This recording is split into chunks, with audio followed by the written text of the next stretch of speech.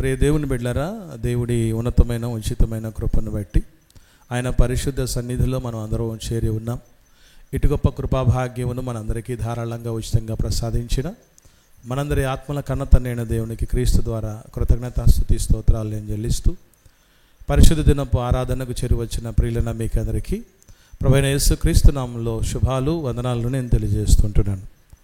ప్రియులారా, మనం ప్రార్థనలో జ్ఞాపకం చేసుకున్నట్లు ఈరోజు పాఠం అలసిన వారికి ఊరడించు మాటలు. అలాగే ఇందులోనే వ్యక్తిని లేదా నీతిమంతుని చంపగలరు కానీ అనే పాఠం నేర్చుకుందాం. అలసిన వారికి ఊరడించు మాటలు, వ్యక్తిని లేదా నీతిమంతుని చంపగలరు కానీ అనే పాఠం మనం నేర్చుకుందాం. ఈరోజు క్రైస్తవ సమాజం పట్ల, సమకాలీన సమాజంలో, మన దేశంలో, ఎస్పెషల్లీ ఉభయ తెలుగు రాష్ట్రాలలో ఏం జరుగుతుందనేది ప్రతి సగటు సోషల్ మీడియా ఫాలో అవుతున్న వ్యక్తులకు తెలుసు. వ్యక్తిని బ్రతికున్నప్పుడు ఎదుర్కొనలేక, సత్తా లేక, సమర్థత లేక, సబ్జెక్ట్ లేక, వ్యక్తి చనిపోయిన తర్వాత క్యారెక్టర్ను అసాసినేట్ చేయాలి అంటే వాళ్ళ వ్యక్తిత్వం మీద దెబ్బ కొట్టాలి. క్రైస్తవం అంటే ఏదో గొప్పది, నీతి కలిగింది, ఖ్యాతి కలిగింది, నిబద్ధత కలిగింది, ఎన్నో వ్యసనాలకు దూరమైపోయింది, చెడ్డ లక్షణాలు అలవాట్లను వదిలేసింది అని మీరు ఏదో భ్రమపడుతున్నారు. అదేం కాదు. క్రైస్తవుల్లో కూడా ఇదిగో మీరు పెద్ద సేవకుడు, పాస్టరు, దైవజనుడు అని మీరు ఏదేదో అంటున్నారే, ఆ వ్యక్తి కూడా ఏమై చచ్చిపోయాడని చెప్తున్నారు. తాగి పచ్చి తాగుబోతు కూడా అన్ని చోట్ల కొండు, అంతగా తాగడు అని దాన్ని కూడా వాళ్ళు, అంటే మనిషి చనిపోయిన తర్వాత కూడా క్యారెక్టర్ అసాసినేట్ చేస్తున్నాడు అంటే వ్యక్తిత్వాన్ని చంపేస్తున్నారని చాలామంది బాధపడిపోతున్నారు. అయ్యో దేవా, తండ్రి, నాయన, మరి ఈ జరుగుతున్నటువంటి భయానకమైనటువంటి పరిస్థితులు, నీ బిడ్డల మీద వేస్తున్నటువంటి నీలాపలిందలు, క్రైస్తవం మీద దుమ్మెత్తిపోస్తున్నటువంటి పరిస్థితులు, బురద జల్లాలన్న పరిస్థితులు, వాటిని మీద ఉన్నటువంటి ఆ ఖ్యాతిని తగ్గించాలన్నటువంటి ఆలోచనలు, దుష్ట పన్నాగాలు ఎన్నో నువ్వు చూస్తున్నావు కదా.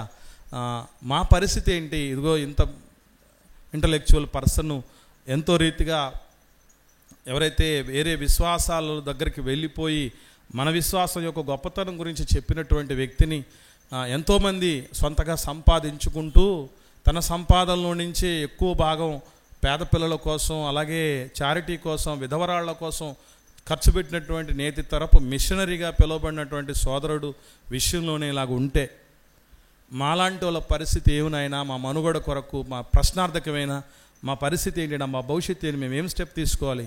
మీకు ఒక విషయం చెప్తున్నాను. మనకు రేపు యానివర్సరీకి రాబోతున్నారు సోదరులు హైదరాబాద్ నుంచి. ఈ పరిస్థితులు చూసి సహోదరుడి వాళ్ళకి సత్యమని అనిందట, నీకు ఒక మంచి కిరాణా షాప్ కావాలంటే పెట్టిస్తాను, బయట ఎక్కడ తిరగద్దు, పరిస్థితులు బాగోలేవు. ఇప్పుడు ఈరోజు ఆ పరిస్థితి అక్కడ దాకా వచ్చింది. రేపు మనం సేవకు ఇంకా వెళుతున్నప్పుడు, చేస్తున్నప్పుడు మన ఇంట్లో ఉన్న ఆడకూతురు చెప్పచ్చు. ఎందుకంటే పరిణామాలు, పరిస్థితులు అలా ఉన్నాయి. అందులో మనం వాళ్ళని తప్పబడ్డానికి ఏం లేదు. ఆ పరిస్థితులు, ఆ పరిణామాలు అలా ఉంటున్న పరిస్థితులను బట్టి అలా మాట్లాడతారు. సెన్సిటివ్ పర్సనాలిటీస్ ఆడబిడ్డలు ఇంట్లో ఉన్నటువంటి వాళ్ళు. మనకు 10 రకాల లోకాలు ఉండొచ్చు మగవాళ్ళకి, వాళ్ళకి ఒకటే లోకం, యజమానుడు. దేవుని బిడ్డలు ఏ విధంగా ఈ పరిణామాలను ఎదుర్కోవాలి, ఎలా మనం ఊరట చెందాలి, ఎలా మనల్ని మనం ధైర్యపరచుకోవాలి అని ఒక దశ లేనటువంటి స్థితిలో, ఒక క్వశ్చన్ మార్క్, ఒక బ్లాంక్ పరిస్థితి, భవిష్యత్తు విషయమై ఏమీ తోచని పరిస్థితుల్లో, గందరగోళంలో ఉన్నటువంటి పరిస్థితుల్లో ఉన్నప్పుడు మనం తెలుసుకోవాల్సినటువంటి ప్రధానమైన విషయం ఏంటంటే, వ్యక్తిని చంపగలిగిన వారు నాటి నుండి నేటి వరకు ఈ భూప్రపంచం నిలిచేంత వరకు ఉండొచ్చు, కానీ నీతిమంతుణ్ణి చంపే వాళ్ళు ఉండొచ్చు, కానీ వ్యక్తిత్వాన్ని, నీతిని ఎవ్వడు ఎప్పుడు ఎక్కడ ఎన్నటెన్నటికి చంపలేరు. వ్యక్తిత్వం చంపబడటం ఎవరి వల్ల కాదు, ఎవరి తరం కాదది. నీతిని చంపటం ఎవరి తరము కాదు. ఒక మనిషి నీతిమంతుడైతే, ఒక సహోదరి నీతిమంతురాలైతే అది దేనికి దారితీస్తుంది, భవిష్యత్తులో ఏ గతికి, ఏ పరిస్థితికి తీసుకెళ్తుంది అనేది పరిశుద్ధ గ్రంథం చాలా స్పష్టంగా తెలియపరిచింది. అదేంటో మనం చూద్దాం. సామెతల గ్రంథం 14వ అధ్యాయము 34వ వచనం చూడండి, ఏమనుందో. సామెతల గ్రంథం 14వ అధ్యాయం 34వ వచనంలో చెప్పినటువంటి మాట, నీతి జనములు ఘనతకెక్కుటకు కారణం. నీతి కలిగి ఉన్న వ్యక్తులు ఏమవుతారు? ఘనతకెక్కుతారు. అంటే వాళ్ళ ఘనత నీతిగా బతికినందుకు గాను తగ్గిపోవటం అంటూ, వాళ్ళ ఘనతకు వచ్చినటువంటి సమస్య అంటూ, ఇరుకంటూ, ఇబ్బంది అంటూ ఏది ఉండదు. నీతి వలన ఒక మనిషిగా మాత్రమే కాదు, జనమైనా సరే ఏమవుద్దట? ఘనతకెక్కుతుందట. అంటే ఒక మనిషి నీతి గనుడులు చేస్తుందే తప్ప దౌర్భాగ్యులుగా చేయదు, తలదించుకునేటట్టు చేయదు, అవమానకరంగా మార్చదని చెప్తున్నటువంటి సత్యం ఇది. సామెతల గ్రంథం రాసినటువంటి సొలొమోను గారు ఆకాశం క్రింద ఉన్నటువంటి ప్రతి దానిని బుద్ధిని పెట్టి, ఆలోచన పెట్టి, నేర్చుకొని చెప్పి, జీవిత సారాన్ని రంగరించి చెప్పిన మాట ఇది. ఈరోజు మీరు గమనించండి, సోదరుడు ప్రవీణ్ పగడాల గారి మరణానికి ముందు ఒక లెక్క, మరణం తర్వాత ఒక లెక్క. క్రైస్తవ సోదరుల్లో కూడా ఒక సోదరుడి సందేశం విననటువంటి వాళ్ళు ఎప్పుడు, మరొక క్రైస్తవ సోదరుడి సందేశం విననటువంటి వాళ్ళు, అసలు ఆయన అంటే తెలియనటువంటి విమర్శకులు, ఇతరుల విశ్వాసాల వాళ్ళు కూడా ఎవరి ప్రవీణ్ పగడాల అని యూట్యూబ్లో చూసినా ఆయన గురించే, ఫేస్బుక్లో చూసినా ఆయన గురించే, సోషల్ మీడియాలో ఆయన గురించే, ప్రపంచవ్యాప్తంగా హాట్ టాపిక్గా మారిపోయి మునుపటి కంటే. సంసోన్ గారి గురించి ఒక మాట ఉంది బైబిల్లో. సంసోన్ గారి గురించి ఒక మాట ఉంది, ఏమనంటే, జీవితకాలములో సంసోను చంపిన వారి, ఫిలిస్తీన్లను చంపిన లెక్క కంటే మరణ సమయాన్న చంపిన వారి లెక్క ఎక్కువ అంటాడే. అలాగే ప్రవీణ్ పగడాల సోదరుడు మరణానికి ముందు, చనిపోవడానికి ముందు బ్రతికున్నప్పుడు కేవలము కొన్ని ఛానల్లోనే కొందరు వ్యక్తులకే తెలిసినటువంటి వ్యక్తి. తదుపరి ఏమైపోయింది? ఎవరెవరు ఉన్నారో అసలు అంతగా, ఒకవేళ ఆయన చంపేశారు అంటున్నారు కదా, చంపేసేంత మాటలు ఏం మాట్లాడాడబ్బా? ఎవరి మీదో డౌట్ ఉన్నాయి అంటున్నారు కదా, హిందూ సోదరుల మీద అంటున్నారు. హిందూ సోదరుల గురించి, వాళ్ళ గ్రంథాల గురించి ఏం మాట్లాడాడు? ముస్లిం సోదరుల మీద ఏదో డౌట్ ఉంది అంటున్నారు కదా, ముస్లిం సోదరుల గురించి ఏం మాట్లాడాడు? నిజంగా ఆయన మాట్లాడుతున్న సమయాల్లో ఎవరు వచ్చి డిబేట్గా నిలబడిపోయారో వాళ్ళు ఎవ్వరు నిలవలేకపోయారండి. ఆయన మాట్లాడుతున్నటువంటి అది, ఆ రోజు స్టెఫెన్ గారి విషయంలో ఆయన్ను ప్రేరేపించిన ఆత్మను ఎదిరించలేకపోయారన్నటువంటి రీతిగా ఉన్నారు. అలా ఉన్నటువంటివి అన్నీ కూడా ఇప్పుడు బయటపడి, నాతోనే ఎప్పుడూ కూడా ఎవ్వరి సందేశాలు విననటువంటి ఒక సోదరుడు, ఒక నా సాటి సేవకుడు ఫోన్ చేసి హైదరాబాద్ నుంచి చాలా బాగా మాట్లాడాడు బ్రదరు. ఆయన అన్నిటి గురించి కూడా, వేరే ధర్మాల గురించి మాట్లాడేటప్పుడు కావచ్చు, క్రిస్మస్ గురించి మాట్లాడేటప్పుడు కావచ్చు, బైబిల్లో ఉన్నటువంటి దాని ఆ ఎసెన్స్ల గురించి మాట్లాడేటప్పుడు కావచ్చు, చాలా బాగా మాట్లాడాడని ఎప్పుడూ చూడనోడు కూడా చూస్తున్నాడు. దేనికి అనుకుంటున్నారు? అది ఆ వ్యక్తిలో ఉన్న నీతి తాలూకు ఎఫెక్ట్. అది బతికిన దానికంటే చస్తే ఇంకా ఎక్కువైపోతుంది. నీతి జనములు ఘనతకెక్కుటకు కారణమట. మనం చచ్చిపోవచ్చు, మనల్ని ఎవడన్నా చంపచ్చు. నీతిమంతుడు చచ్చిపోవచ్చు, చంపేయచ్చు. వ్యక్తి చనిపోవచ్చు, చంపేయచ్చు. కానీ వ్యక్తిత్వాన్ని కానీ నీతిని కానీ ఎవడు చంపలేడు. ఆ ఖ్యాతిగా అది మార్చకుండా ఎవడు అడ్డుపడలేడు. అది మర్చిపోకూడదు. ఇదే ఊరడించి మాటలు మర్చిపోకండి. దేవుని బిడ్డల యొక్క ఖ్యాతిని ఎవడైతే మసకపరచాలనుకుంటున్నాడో వాడి ఆశలు అడియాసలైపోతాయి, కలలు కలలుగానే మిగిలిపోతాయి తప్ప అవి నిజమవు. ఎందుకనంటే ఈరోజు దేవుని బిడ్డలకి ఏవైతే జరుగుతున్నాయో ప్రపంచంలో అది ఏనాడో మన ప్రభువుకు జరిగింది. ఏం చెయ్యాలనుకున్నారంటే యేసు ప్రభుని వారిని ఆయన బతుకున్నప్పుడు ఒక్కడంటే ఒక్కడు ఆయనలో ఒక్క చిన్న పాపం ఉందని కానీ ఒక్క దోషం ఉందని కానీ నిరూపించలేకపోయారు. నా యందు పాపం ఉన్నదని మీలో ఎవడు స్థాపించగలడని ఒక శాస్త్రిని ఒక పరిసయ్యుడిని, ఎందుకంటే శాస్త్రులకు పరిసయ్యులకు ఉన్న బుద్ధి ఏంటి తెలుసా, తామే నీతిమంతులమని ఇతరులను తృణీకరించే వ్యక్తులు అన్నమాట. అది నేను చెప్పిన మాట కాదు, బైబిల్ చెప్పిన మాట. తామే నీతిమంతులం అనుకొని ఇతరులను తృణీకరించే వ్యక్తిత్వం కలిగినటువంటి వాళ్ళు యేసు ప్రభుల వారు సవాలు విసిరితో, ఇదిగో నీవు ఈ విషయంలో పాపం చేసావయ్యా, దీనికి చెప్పు జవాబు అని, కానీ ఈ విషయంలో తప్పు చేసేవయ్యా, ఈ విషయంలో నువ్వు దోషివని ఒక్కడంటే ఒక్కడు ముందుకు రాలేకపోయాడు. కానీ ఎప్పుడు వచ్చాడు తెలుసా? ఎప్పుడు వచ్చారు తెలుసా అండి? చూద్దాం. మత్తయి సువార్త 27వ అధ్యాయంలో ఎప్పుడు వచ్చి మాట్లాడుతున్నాడు చూద్దాం.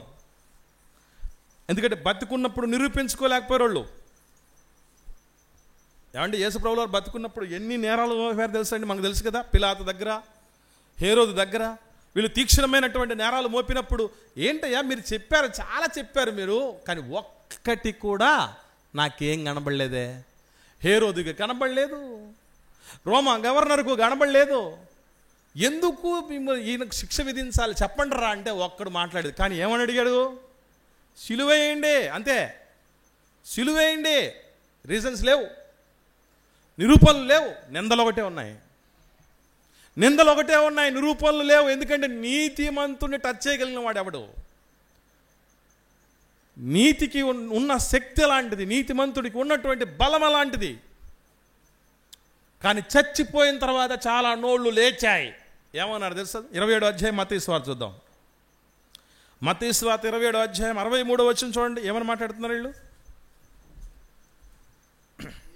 అయ్యా ఆ వంచకుడు సజీవుడై ఉన్నప్పుడు, ఈ మాట బతుకున్నప్పుడు ఎవడన్నా మాట్లాడగలిగారా? నువ్వు దయ్యం పట్టినోడు అనగలిగారు తప్ప, నువ్వు వంచకుడివి, నువ్వు మోసగాడివి, ఇలా మోసం చేశావు నువ్వు అని ఒక్కడంటే ఒక్కడు మాట్లాడా? అంటే చావగలిగినటువంటి వాడు ఏం చేయాలి? మనిషి అందుబాటులో ఉన్నప్పుడు, బ్రతుకున్నప్పుడు ఢీకొనడానికి రావాలి. చేతగాని చవటలు ఏం చేస్తారు? చచ్చిపోయిన తర్వాత మాడతారా? ఇప్పుడు అక్కడికైనా వదిలేస్తారు అనుకున్నారా? యేసుప్రభు లేడు, కానీ యేసుప్రభు తరపున ఎవరు నిలబడ్డారు తెలుసా? ఆ కాలంలో అపోస్తలులు నిలబడ్డారు. ఇప్పుడు ప్రవీణ్ బ్రదర్ లేడు, చనిపోయాడు, ఇప్పుడు మరలా ప్రతిఘటించాడు ఎవడు లేడు అనుకుంటున్నారా? నిలబడితే బైబిల్లో దేవుడు నాయన మిగతా వాళ్ళు వద్దురా, నీ దగ్గర ఉండేది నువ్వు కరెక్ట్గా చెప్పుకో అన్నాడు గనక మేమైనా మాట్లాడలేదు. ఇప్పుడేదో ఇస్లాం సోదరులతో చేసేవాళ్ళు లేకపోతే హిందూ సోదరులతో చేసేవాళ్ళు ఉంటారు. మేము కొన్ని దశాబ్దాల క్రితమే వాటన్నిటిని చూసి వదిలేసాం. అది చాలామందికి తెలియదు. అలాంటివన్నీ చూసి వదిలేసాం. కారణం ఏంటంటే దేవుడు చెప్పినటువంటి మాట, మన దగ్గరున్న సత్యం చాటు ప్రపంచానికి, ఈ రాజ్య సువార్త చాటు, మన దాని గురించి చెప్పు అన్నాడు గనక మిగతా వాళ్ళ జోలికి వెళ్ళట్లేదు. పోయి మాట్లాడగలిగితే మామూలుగా ఉండదు. దేవుడు వద్దన్నాడు కాబట్టి వదిలేసినటువంటి పరిస్థితులు ఉన్నాయి. కానీ మనం గుర్తుపెట్టుకోవాల్సిన విషయం ఏంటంటే చచ్చిపోయిన తర్వాత మాట్లాడుతున్నారా? ఏది బతుకున్నప్పుడు వచ్చి మాట్లాడచ్చు కదా సోదరుడితో, పోయిన తర్వాత ఆయన తాగుబోతాను లేకపోతే తిరిగిపోతాను, ఇంకా అవకాశం ఉంటే ఏదైనా చేసేవాళ్ళు, ఇంకా అవకాశం ఉంటే ఏదైనా చేసేవాళ్ళు. నిజంగా చెప్తున్నా, గుర్తుపెట్టుకోండి. ఒకవేళ సోదరుడు నీతిమంతుడైతే ఆ నీతి కూడా బయలుపడకుండా పోదు. మునుపటి కంటే గొప్ప సేవ ఆయన చనిపోయిన తర్వాత ఆయన ద్వారా దేవుడు జరిపించుకోగలడు. దేవుడికున్న కెపాసిటీ ఏంటనుకున్నారు?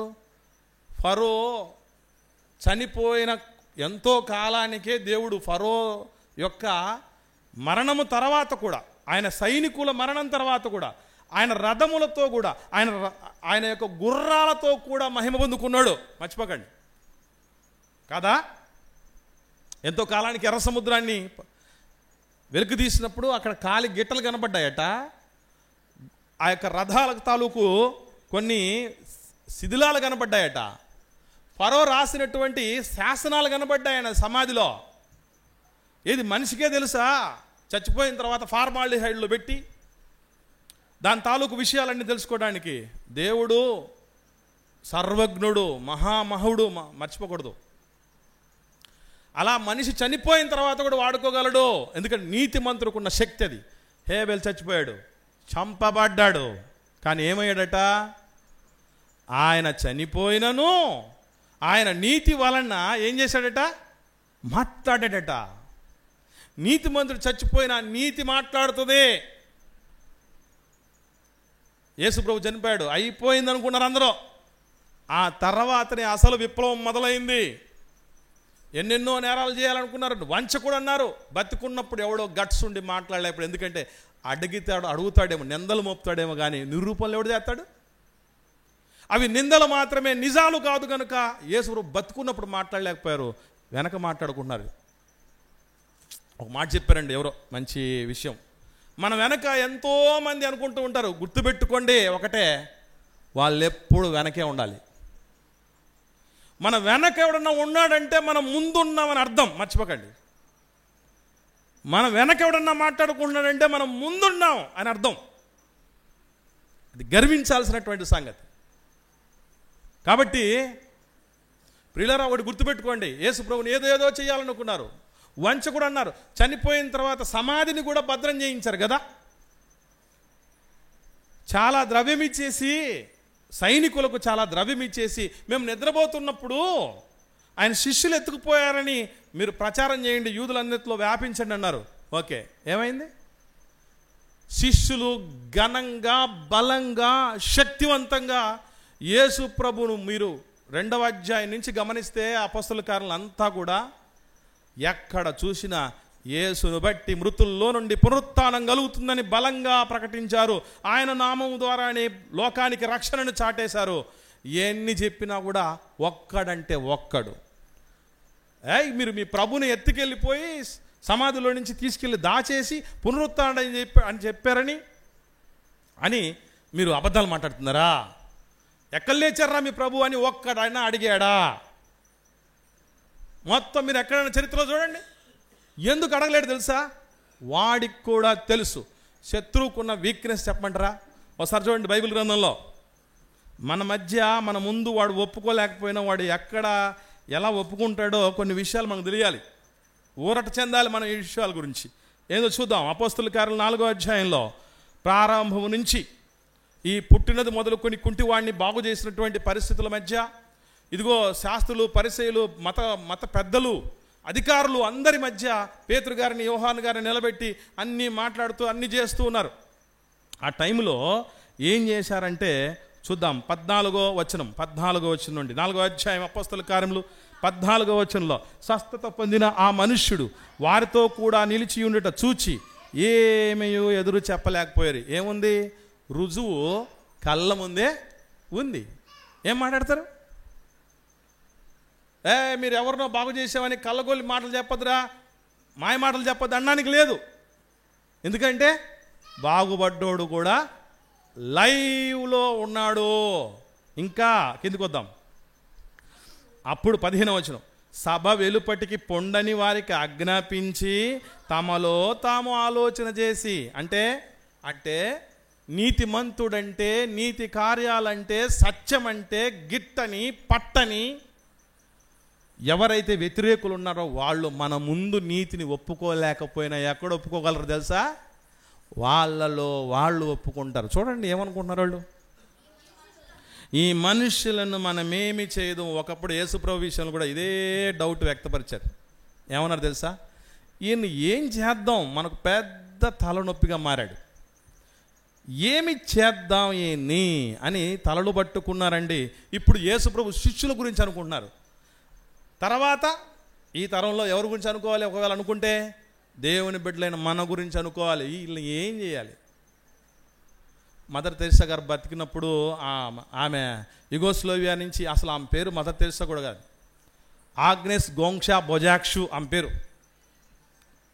యుగోస్లోవియా దేశానికి చెందినటువంటి వ్యక్తి, క్రైస్తవురాలు, మన భారతదేశంలో వచ్చి పశ్చిమ బెంగాల్ కోల్కతా ప్రాంతంలో సొంత భారతీయులు, సొంత రక్త సంబంధికులు పట్టించుకోకుండా ఉంటే రక్తసిక్తమైపోయి రసిక గారుతూ దారుణమైనటువంటి స్థితిలో వాళ్ళు నిరాదరణకు గురైపోయి మనుషుల లెక్కలు కూడా లేకుండా దూరంగా పెట్టుంటే వాళ్ళను వెళ్ళి కౌగలించుకొని మరి భిక్షమెత్తుకొని మరి వాళ్ళను కాపాడినటువంటి తల్లి ఆమె.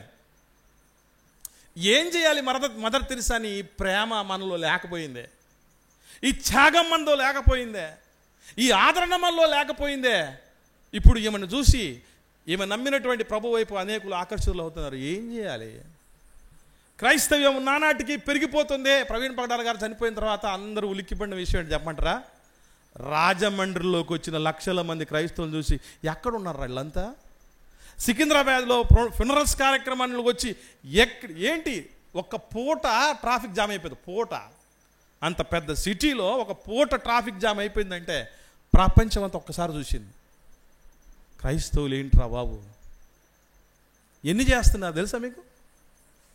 ముఖ్యంగా ఎస్సీల మీద ఉక్కుపాదం అనసాలని ప్రెసిడెన్షియల్ యాక్ట్ 1950వ సంవత్సరంలో కూడా తీసుకుని వచ్చారు. ఏమని? మీరు కనుక హిందూయిజాన్ని వదిలిపెట్టేసి వెళ్ళిపోతే ఎస్సీలో ఉన్న మాలామాదిగలారా మీకు రిజర్వేషను ఎస్సీ ఉండదు, బీసీసీ అయిపోవాలి, మీకు ఉద్యోగాలు రావు, మీకు స్కాలర్షిప్లు రావు, మీకు రేషన్ కార్డు ఉండదు, అవి ఉండవు ఇవి ఉండవు అని ఎన్నో రకాలుగా మభ్యపెట్టి మాయ చేసి భయపెట్టి ఎన్నో చేయాలనుకున్నారు. కానీ క్రైస్తవంలోనికి ఇప్పటికీ ఎక్కువ ఉభయ తెలుగు రాష్ట్రంలో ఉన్నవాళ్ళు దళితులే. ఏం చేసుకోగలరు? ఇదే క్వశ్చన్ ఆ రోజు యేసుప్రభు గురించి అనుకున్న ప్రశ్న, అపోస్తల గురించి అనుకున్న ప్రశ్న.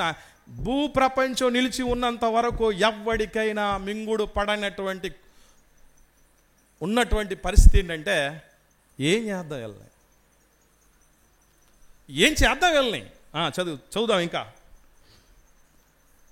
వారి చేత ప్రసిద్ధమైన సూచక క్రియలు చేయబడి ఉన్నదని యెరూషలేములో కాపురం ఉన్న వారందరికీ స్పష్టమే, అది జరగలేదని చెప్పజాలము. ఈరోజు క్రైస్తవం వల్ల భారతదేశానికి ఏం జరిగిందయ్యా అంటే చాలామంది చెప్పే మాట ఏంటో తెలుసా? సతీ సహగమనాన్ని రూపుమాపినటువంటి వాళ్ళు క్రైస్తవుడు. చెప్పగలరా ఎవడన్నా కాదని?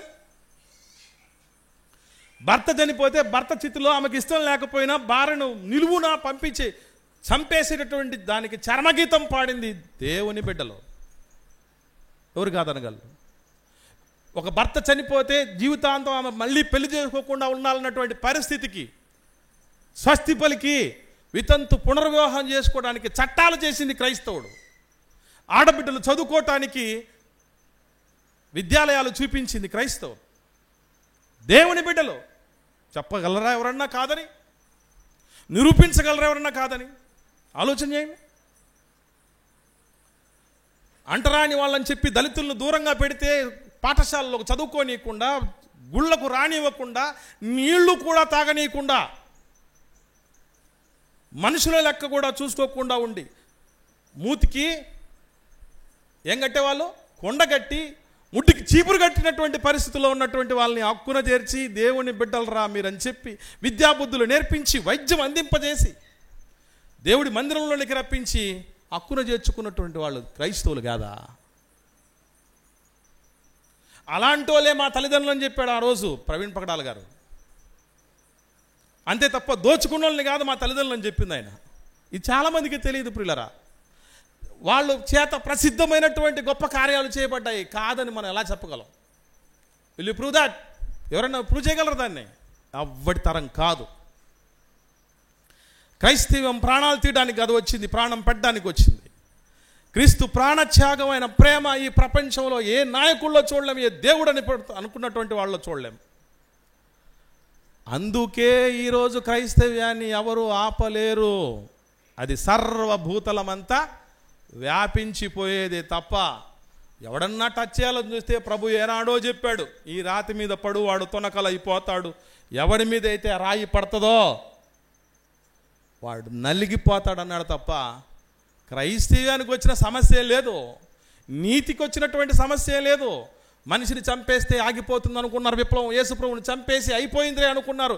అపొస్తలుని చంపేసి అయిపోయింది అనుకున్నారు. ఈరోజు ప్రవీణ్ పగడాల గారు లాంటి వాళ్ళని చంపేసి అయిపోతుంది అనుకున్నారు. జరగదు. స్టెఫెను చంపేశారు, ఏమయ్యారు? ఏమైంది క్రైస్తవం? స్టెఫెన్ కంటే మించినటువంటి యోధుని తీసుకొని వచ్చాడు. అదే స్టెఫెన్ మరణానికి సాక్షిగా ఉన్నటువంటి వ్యక్తిని క్రీస్తు కొరకు హతసాక్షిగా చేసినటువంటి పౌలు గారిని తీసుకొచ్చాడు దేవుడు.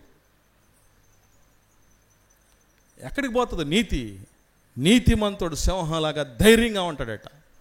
కాబట్టి ప్రియులరా, దయచేసి గుర్తుపెట్టుకోండి, అద్భుతమైనటువంటి దైవికమైనటువంటి విషయం ఏంటంటే, నీతిమంతుడిని చంపగలరేమో కానీ నీతిని ఎవడు చంపలేడు.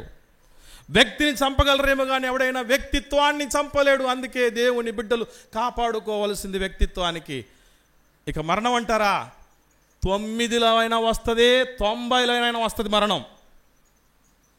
9 అంటే 9 ఏళ్ల వయసులోనైనా వస్తుంది, 9 నెలలకైనా వస్తుంది, 9 రోజులకైనా వస్తుంది, పుట్టిన 9 గంటలకైనా వస్తుంది, 90 ఏళ్ళనైనా వస్తుంది. దానికి భయపడటం ఏంటి? చావైతే లాభమని చావు కళ్ళల్లోకి కళ్ళు పెట్టి చూసినటువంటి అపోస్తలులు మాదిరి కలిగినటువంటి వ్యక్తులం మనం. మరణమాని ముళ్ళెక్కడని మరణాన్ని ముళ్ళుతో గుచ్చి మరణము ఆయన్ని బంధించుట అసాధ్యమని ప్రభువును నమ్ముకున్నటువంటి వాళ్ళం మనం. సేవలోకి వచ్చేటప్పటికే మాకు అర్థమైంది ఒకటే, సేవకొచ్చామంటే చావుకొచ్చామని, సేవకొచ్చామంటే చావుకొచ్చామని. అలాగే పంపించేశారు. సహోదరి మనకి తెలియదా? జెసికా గారికి వాళ్ళ ఆయనకు థ్రెట్ ఉన్నటువంటి విషయం, ఆయనకు ఉన్నటువంటి థ్రెట్ ఉన్నటువంటి విషయం వాళ్ళ ఆవిడికి తెలియదు ఏంటి? కూతురులకు తెలియదా? మినిస్ట్రీ కలిగినటువంటి సంఘానికి తెలియదా? ఆయన ఎందుకు పంపించాడంటే, మా ప్రభువునే చంపేశారు, మేమెంత. కనుక ప్రియులరా, దయచేసి గమనించండి, మనం ఎప్పటికీ తెలుసుకోవాల్సిన సత్యం ఒకటే. ఏం చేద్దాం అన్నటువంటి వాడికి ఒకటే దొరికింది. ఏంటో తెలుసా? ఏం చేశారు అపోస్తలుల వాళ్ళు? బెదిరించారు, లేదా చెరసాల్లో పెట్టారు, లేదా చంపేశారు.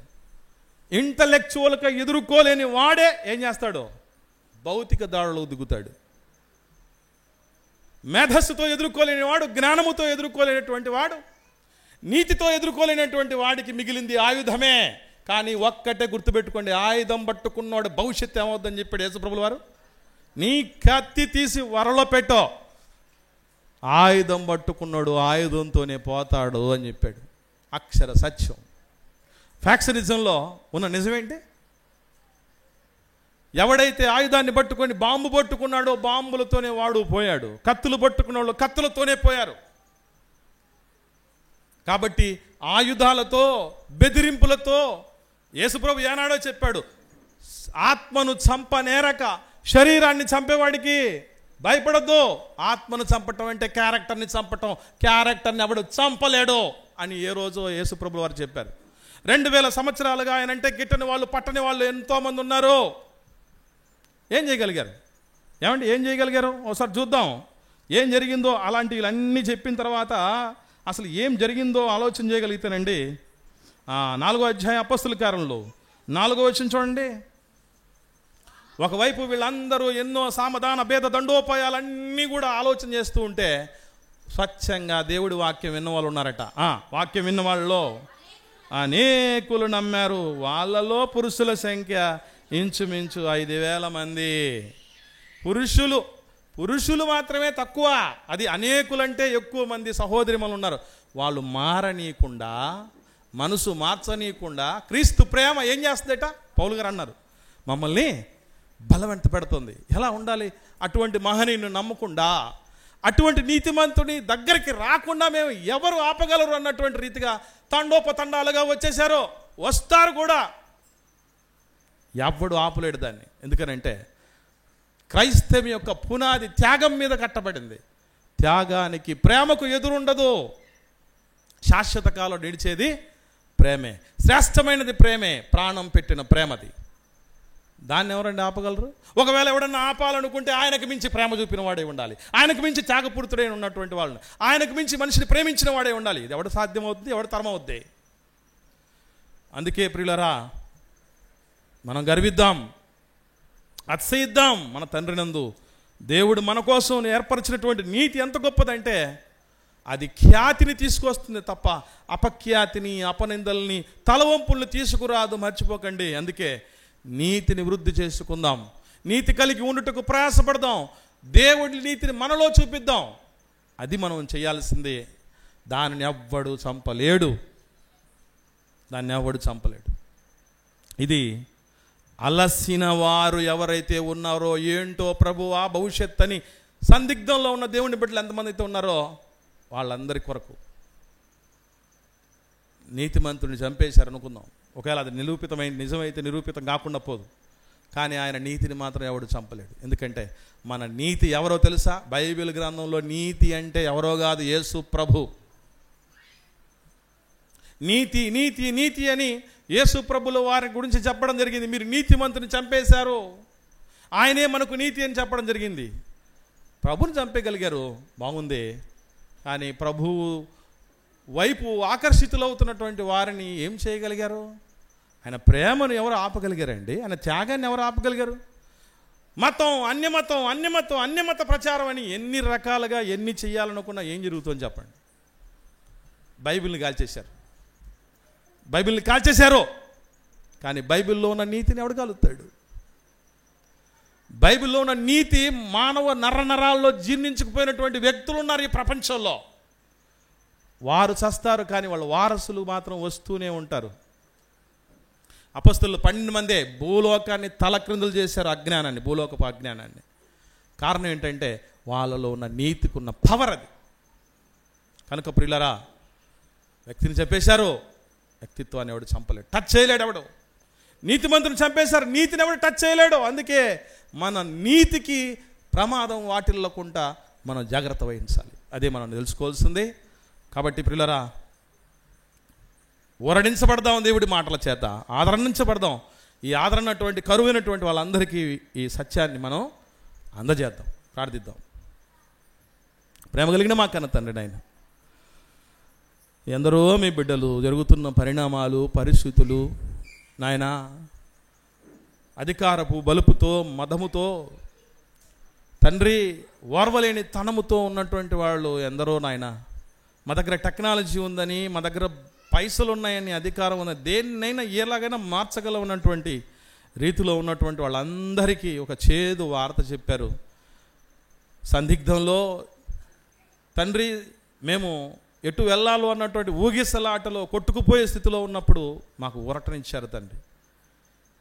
మీరు మాకిచ్చే నీతి, దాన్ని ఎవ్వరు కదల్చలేరని, వ్యక్తిత్వాన్ని ఎవ్వరు డ్యామేజ్ చేయలేని, చంపలేరని నాయన మాకు నేర్పించారు. మీకు స్తోత్రములు తండ్రి. నాడు ప్రభువుని ఏం చేయగలిగారు, అపొస్తలుని ఏం చేయగలిగారు, ఈరోజు మమ్మల్ని ఏం చేయగలరు నాయన? మహా అంటే బెదిరించగలరు, హింసించగలరు, జైల్లో పెట్టగలరు, లేదా చంపేయగలరు. కానీ మీ వాక్యం బంధించబడదు. మీ నీతి ఎన్నటికి నాయన కార్యము జరిగిస్తూనే ఉంటుంది.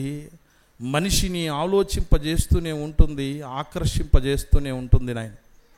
అందుకే క్రైస్తవం నానాటికి నాయన మీ బిడ్డల యొక్క, మీ కుమారుడి యొక్క త్యాగం, ఆయన ప్రేమ తండ్రి, కొరడాలతో ఒళ్ళును చీల్చివేస్తున్నటువంటి వారిని, భారమైన సిలువను భుజం మీద పెట్టిన వారిని, ముళ్ళ కిరీటముతో మెదడులో గుచ్చిన వారిని, ఎన్నో రీతిలుగా అవమానపరిచిన వాళ్ళని సైతం క్షమించిన ఆయన క్షమాగుణం ముందు ఏది నిలవజాలదు, నిలవలేదు అని మాకు నిరూపించారు తండ్రి.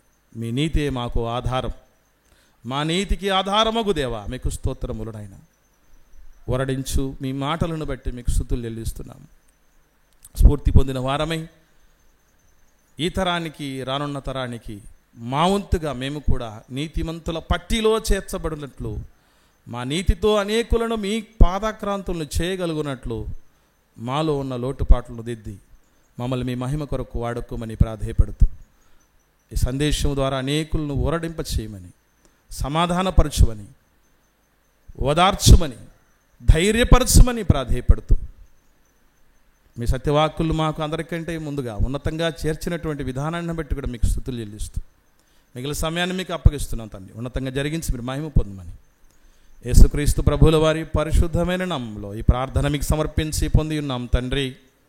ఆమేన్.